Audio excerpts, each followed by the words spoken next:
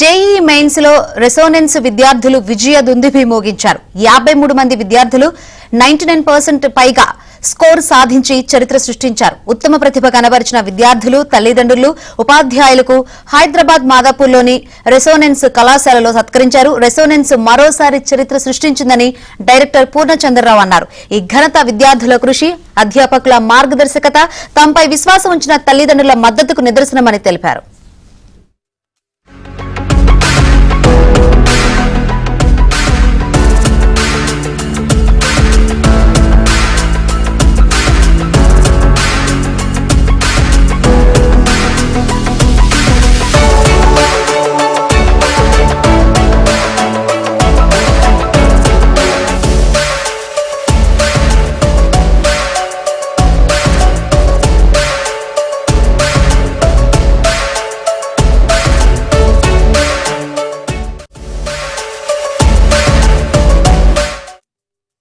నమస్కారం అండి. నా పేరు పూర్ణచంద్రరావు. నేను రెసిడెన్స్ ఎడ్యుకేషన్ ఇన్స్టిట్యూట్స్ మేనేజింగ్ డైరెక్టర్ని.